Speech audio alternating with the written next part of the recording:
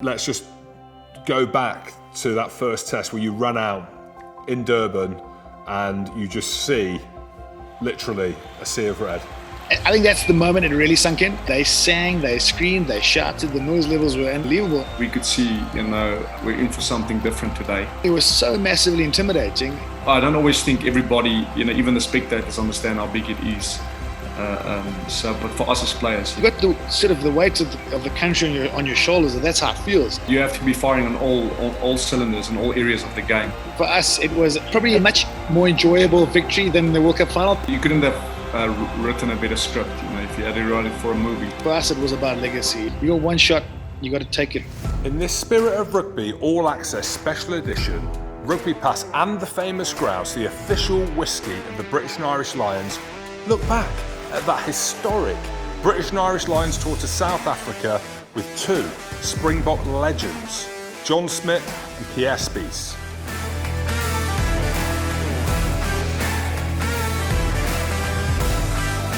Hello, John Smit, Pierre Spies, two Springbok legends, sat here with a Scotland legend. No answer, but no, thanks for chatting to us on the Spirit of Rugby with Famous Grouse, and we're going to be talking about the British and Irish Lions tour down to South Africa. We know that they're coming down now. We don't know what the lay of the land is, but I just wanted to ask you, Pierre, we'll start with you first. I don't know how much you've seen around the Lions announcement and the hysteria that's been in the UK and Ireland about team selection, about how the players find out. Have you seen any of that noise down in South Africa? I've actually just seen a little bit about it, Jim. Obviously lots of excitement. Just great to see the guys celebrating their teammates because it's such a great occasion. I think the Lions obviously going to have a very, very, very strong team like they always do, and being coached by the best. So it's going to be a great competition. And John, you obviously played at Saracens, and you'll probably know a little bit about the history and the heritage of the British and Irish Lions. Have you seen anything? Do you feel the importance of what it means to these players coming down to South Africa, which only happens every 12 years? It's always a difficult thing because there's so many factors that influence making a World Cup squad, let alone a British and Irish Lions series squad, because it's form, it's injuries, it's, you might have been the best 4 years ago, but all of a sudden there's a bloke that's just come up and shot through the ranks. So selection is a massive issue, and it must be the most difficult team to select in the world, I think, is a British and Irish Lions squad in terms of picking the best players, the best combination, because there's so many factors that are involved in putting together such a diverse group of people. There's a lot of games that are big for South Africa. Obviously the Tri-Nations, which is now the championship, the games against the All Blacks. How important is this series for the South African players when the Lions come to your place and it is a once-in-a-lifetime opportunity? This time around, it's I guess a team that won the World Cup 2 years ago that hasn't been able to play a test match. It probably feels it's got a hell of a lot to prove in terms of winning in Tokyo 2 years ago.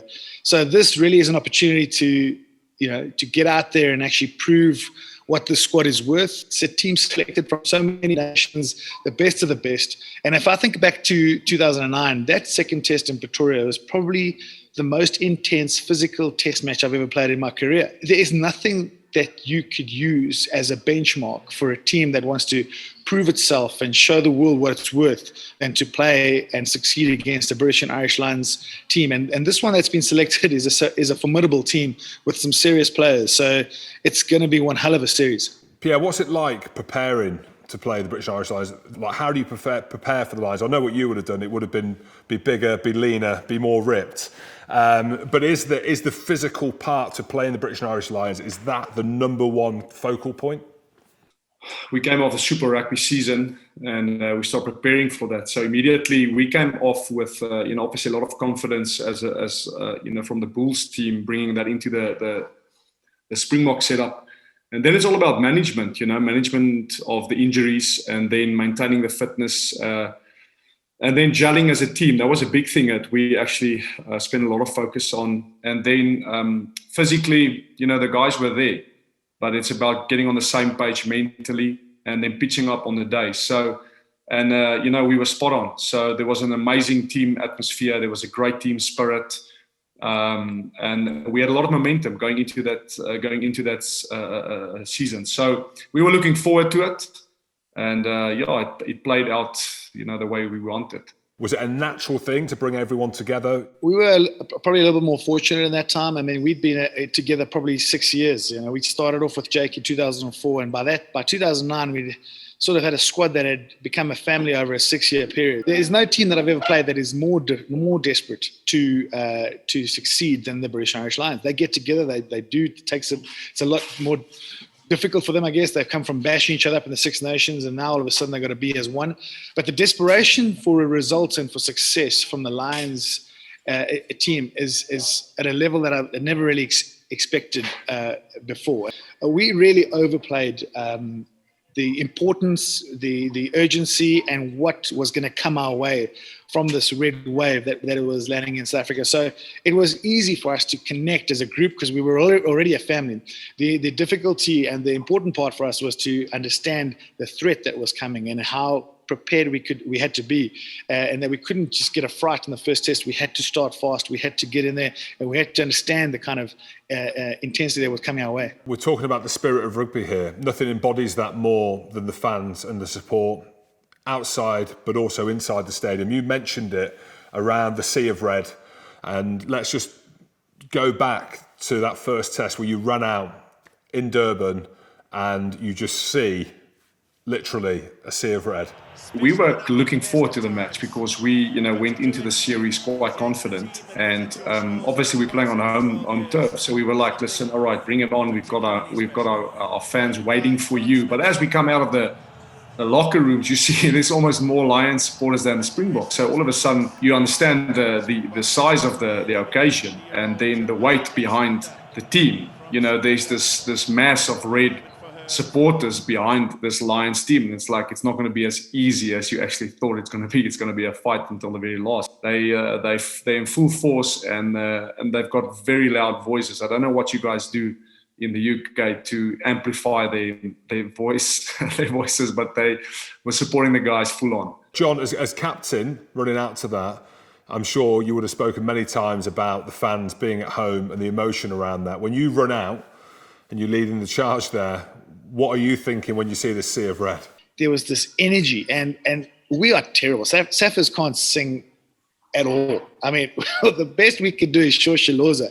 But this sea of red, they sang, they screamed, they shouted. The noise levels were unbelievable. And you got the sort of the weight of the country on your shoulders, and that's how it feels.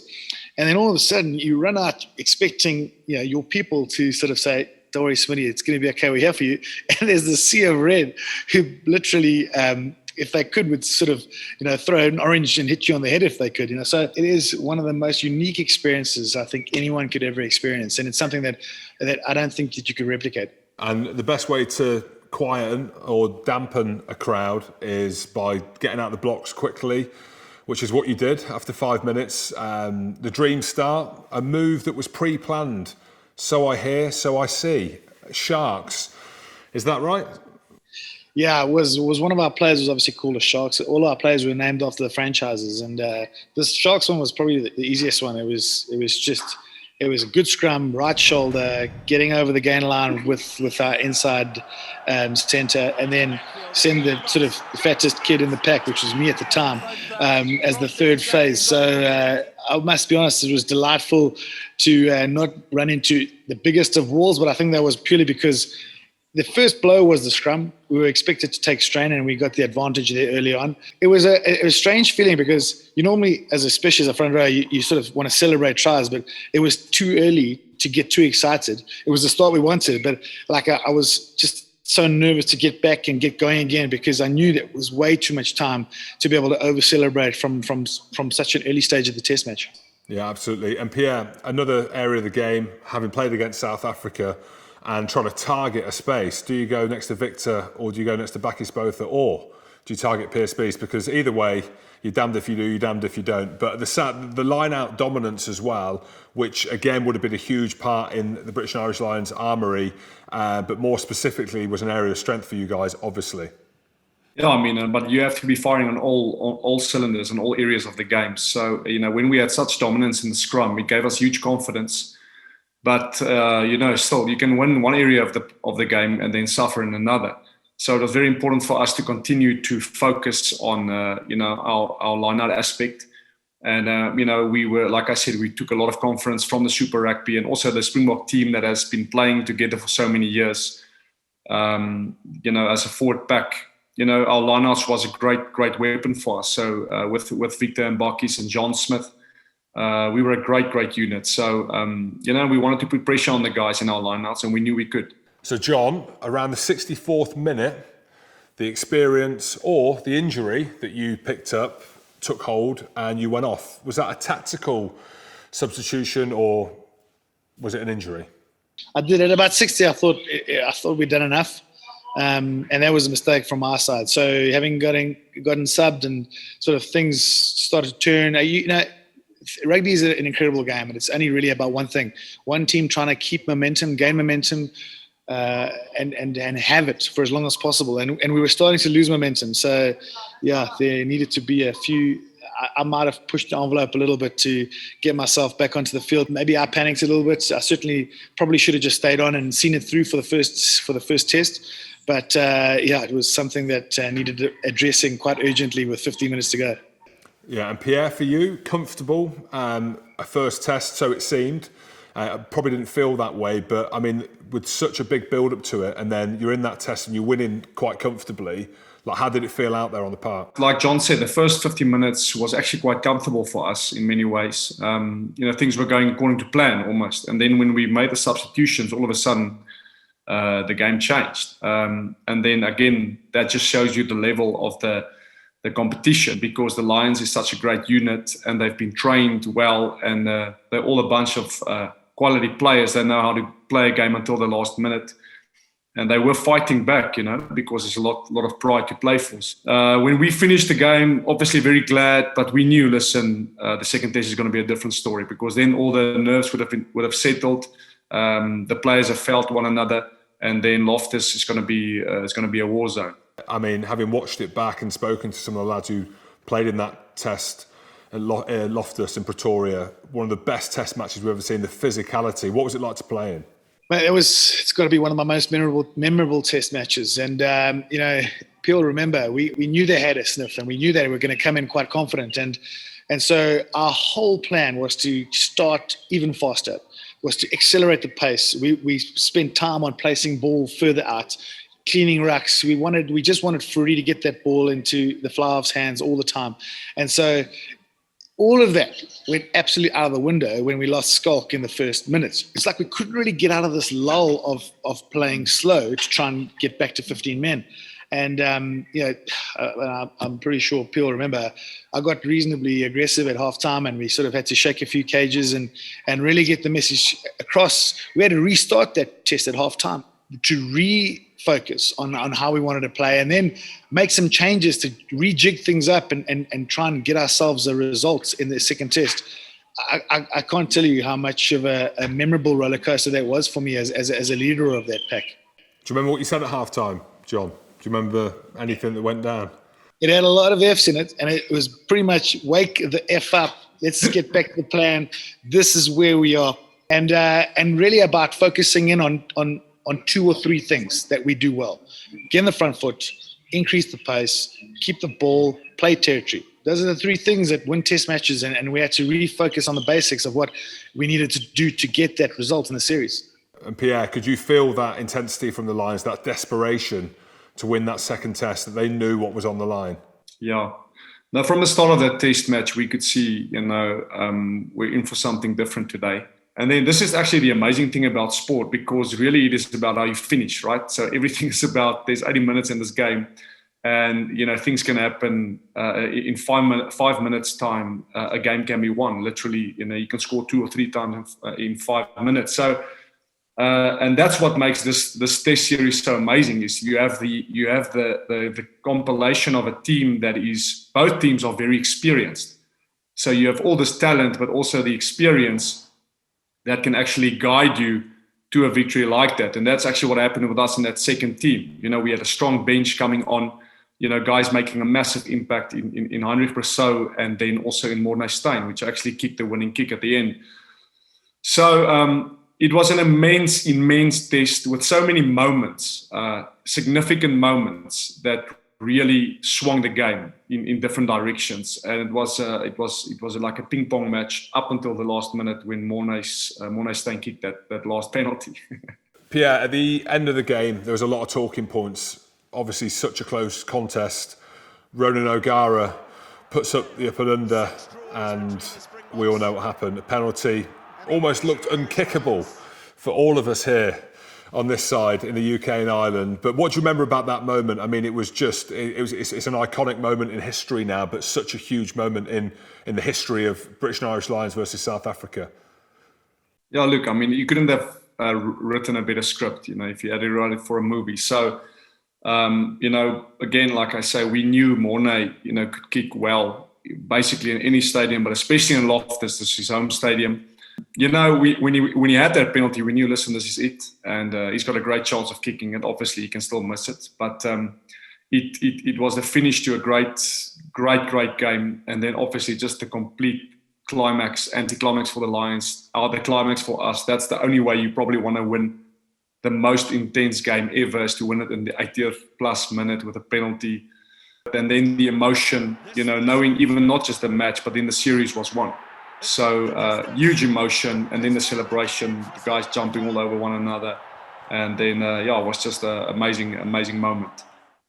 I've got to jump in there, Jim, because I still remember when the penalty came, it was more a Frans Steyn type of range, and I was looking for Francie, and Morné Steyn actually stepped up and said, "Kepi, this one's mine," and he had a little smile on his face. I was like, this is probably the biggest kick in your career, and the guys stepping up and basically intercepting me looking for Frans Steyn and saying, "I've got this covered." So I've never seen anything like it. But man, if there was ever one place I never wanted to be, it was in Morné Steyn's shoes to kick that penalty at the death. I think that's why they put the fat guys in the front, because that was some moment.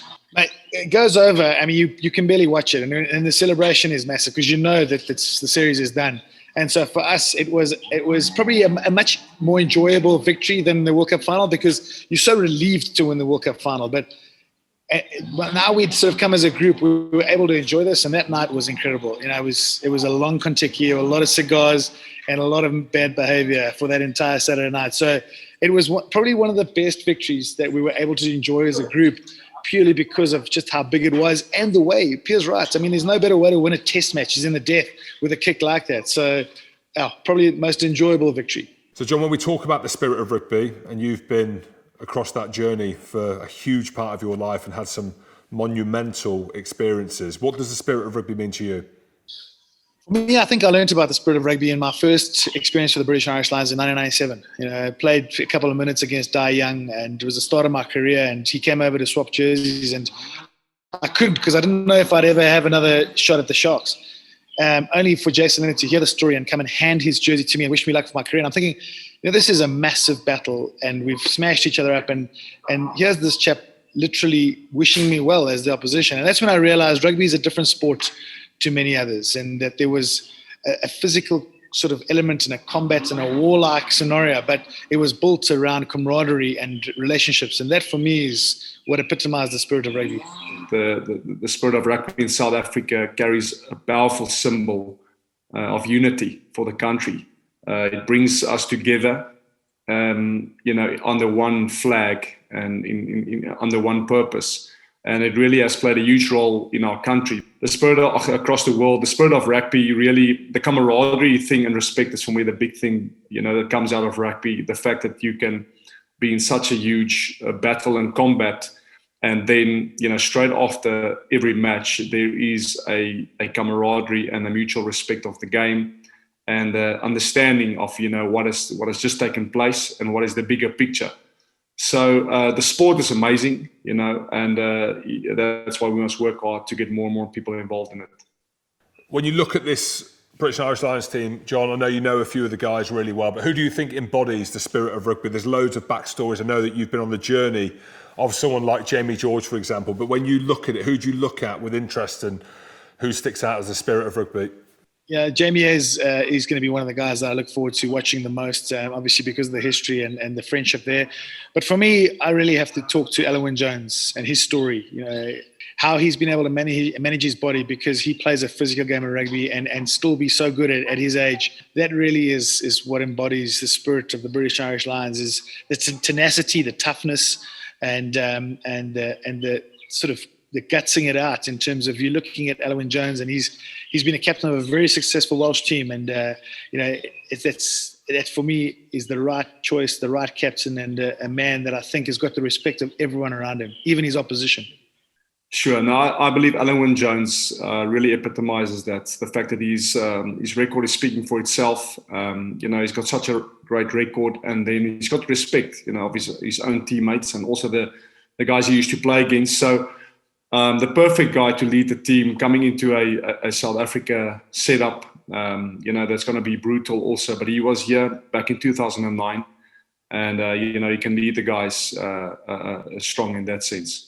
When you look at the South African team, they've not played, John, since 2019, the World Cup final. How are they going to turn up in the best possible way?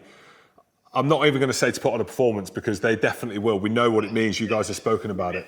This series is going to be made up of very simple things. For South Africa, the biggest disadvantage is that they haven't been together. They haven't played a test match in almost 2 years.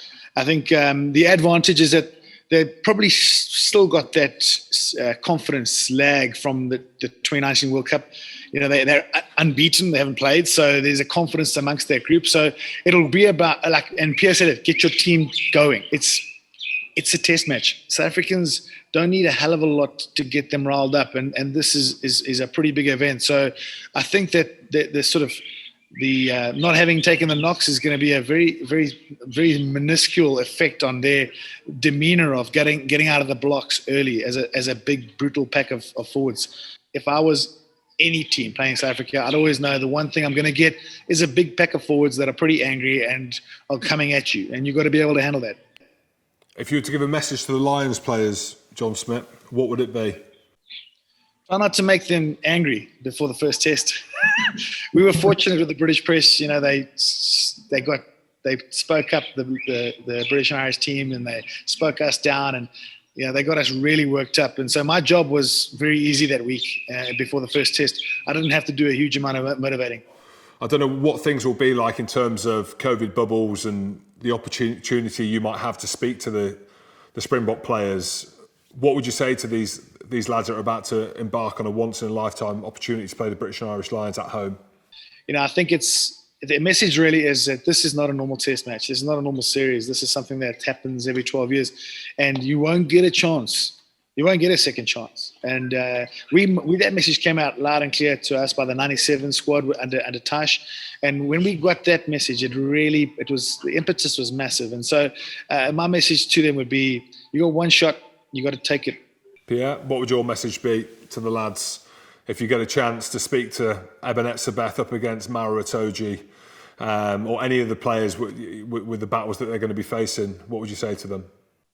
Exactly the same. We will not give them another chance. And again, it's something really worth to play for. I mean, it's great to win the World Cup now, but they've got something else to play for in winning the Lions, so that they'll never have an opportunity to do again. And, all the guys need is a serious challenge. And this is a great challenge for them. And also for each one of them to put that on their, on their resumes, if you want to put it like that. So there's enough motivation in this series for the guys, and I'm sure they'll get up to it. If we can get the similar team chosen again, it's going to be a great series.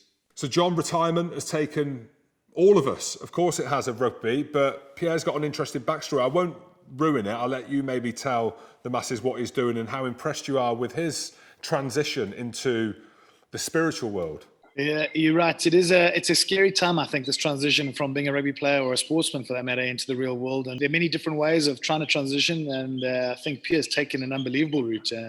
Spirituality is a massive thing amongst sports people. If you think about the faith that they need to rely on when it gets tough. And Pierre was always a very spiritual, very religious chap in the team. Pierre, we're talking about you. Just a little bit about what you are doing now and what the future holds for you. Yeah, for sure. So I'm currently a minister of faith. I'm becoming a pastor in our church in South Africa. And like I said, I actually never planned on doing it, but it really is a journey of faith. So meaning I had other plans for my life and my career. Actually, was planning also going into media and getting involved in business, but as I walked and journeyed with God and prayed and these kind of things, as my career played out, I knew that this was where I was going. So when I retired, I made the decision, and I retired still, quite young. I was 31. I could still play a few more years, but I knew this was the time for me to stop. And this was God telling me, listen, this is what I want you to do. Whatever way you go into after rugby, it's a massive transition. It's a huge, huge shock to the system in the start. Because you've been doing something for 13, 14 years in a certain way. And now you have to find your feet in the world as a novice again. And, I believe that there's still great things to be done. And it's my heart to help people. Like I said, we're marrying people. We are, helping people with funerals. And especially now with COVID, it's tough times for people. So this is my destiny. And I'm really looking forward to see where God's going to lead me. Pierre, John Smit, absolute pleasure to speak to you and to share your virtual company in what's going to be an unbelievable tour for the British and Irish Lions lads heading down to South Africa. We hope it's going to be an amazing tour, very different, of course, during COVID, but nonetheless live sport, and I think it'll be fantastic. So from myself and everyone at Famous Grouse and Rugby Pass, really appreciate it. Thanks very much. Thanks for having us, Jim. Thanks, everyone. Good to see you, Pierre. Thank you, Jim. Bye-bye, John. Good to see you guys. Thank you very much. Cheers, guys.